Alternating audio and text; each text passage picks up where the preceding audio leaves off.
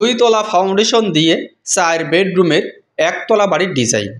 Welcome everyone, আসসালামু আলাইকুম।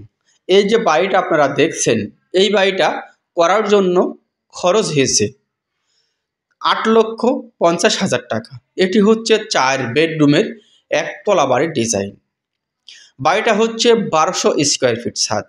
এই 1200 স্কোয়ার ফিট ছাদের ভিতরে আমরা পেয়ে যাচ্ছি 4টা মাস্টার বেডরুম, একটি স্টিয়ার রুম, 2টি টয়লেট, একটি কিচেন এবং একটি সিঁড়ি। তো পুরো বিষয়টা আমরা বাড়ির ভিতরে প্রবেশ করে দেখলে বুঝতে পারবো যে কিভাবে এই বাড়িটার ফ্লোর প্ল্যানটি সাজানো হয়েছে। তাও যদি আপনি বুঝতে না পারেন, এই ভিডিওর লাস্ট দিকে ফ্লোর প্ল্যান দেওয়া আছে। ফ্লোর প্ল্যানটি দেখলে অবশ্যই খুবই সুন্দরভাবে আপনারা বুঝে নিতে পারবেন যে কিভাবে আজকের এই বাড়ির ফ্লোর প্ল্যানটি সাজানো হয়েছে। এটি হচ্ছে আরসিসি পিলার দ্বারা আজকের এই বাড়িটি নির্মাণ করা হয়েছে 2 তলা ফাউন্ডেশন দিয়ে। তা 2 তলা ফাউন্ডেশনের জন্য আমরা কাজ কিভাবে করেছি এবং কিভাবে কাজ করলে আপনার বিল্ডিংটি মজবুত হবে এবং খরচটি সেভ হবে, তো সেই বিষয়টা নিয়েই আজকের এই ভিডিওতে আমরা আলোচনা করব। এবং এই বিল্ডিংটাতে কিছু ভুল আছে, সেই ভুলটাও আমি আপনাদেরকে দেখিয়ে দেব। অবশ্য আপনারা বাড়ি করতে গিয়ে এই ভুলটা যেন কখনো করবেন না। এই ভুলটা সংশোধন করে আপনি আপনার স্বপ্নের একটি একতলা বাড়ি নির্মাণ করবেন। তো এটি হচ্ছে 4 বেডরুমের একতলা বাড়ির ডিজাইন। এটি হচ্ছে বাড়ির সামনের সাইড। দেখছেন বাড়ির সামনের সাইডে 2 বেডরুমের সামনে 2টা সুন্দর ব্যালকনি দেওয়া হয়েছে কোনা কেটে।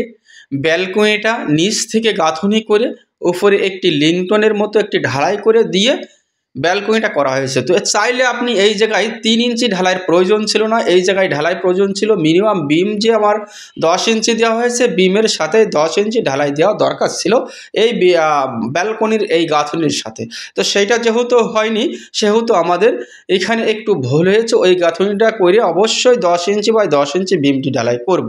তো এটি হচ্ছে গেট এবং সিঁড়ি। দেখছেন গেট থেকে উঠেই আমরা পেয়ে যাচ্ছি একটি ড্রয়িং কাম ডাইনিং। তো ড্রয়িং কাম ডাইনিংটা এমনইভাবে করা হয়েছে, এক সাইডতে সিঁড়ি রাখা হয়েছে। তো দেখেন ভুলটা এই জায়গায়, এখানে এমনইভাবে কাজটা করা হয়েছে যে এই কাজটা আসলে মেনে নেওয়া যায় না। তারপরেও আসি আমরা, এটি হচ্ছে সামনের সাইডের আরেকটা বেডরুম, এই বেডরুমের সাথে সাথেও আরেকটি ব্যালকনি। তো এটি হচ্ছে কলম লাগছে আমাদের টোটালে 14টা কলমের উপরে আজকের এই বাড়িটি নির্মাণ করা হয়েছে। তো 14টা কলমে এমনইভাবে আজকের এই বাড়িটি করা হয়েছে, খুবই অল্প বাজেটে করা গেছে। তো এই বাড়িটি যতটুকু কাজ দেখছেন এতটুকু করার জন্য আমাদের খরচ হয়েছে 8,50,000 টাকা। এবং এই বাড়িটি ছাদ সহ কমপ্লিট করতে গেলে আমাদের এই বাড়িটাতে খরচ আসবে 12 লক্ষ টাকার মতো। এবং এই বাড়িটা যদি আপনি A to Z কমপ্লিট করতে যান, সেক্ষেত্রে আপনার বাজেট আসবে ওখান থেকে 12 আর ওখান থেকে আরও 7 লাখ টাকা মতো বাড়াতে হবে। তাহলে 12 আর 7 19 লক্ষ টাকা হলে আজকের এই বাড়িটি আপনি A to Z কমপ্লিট করতে পারবেন। হয়তো আপনাদের ধারণা আসতে পারে যে আসলে ভাই এত সুন্দর বাড়ি আমরা কীভাবে এত কম টাকায় করব।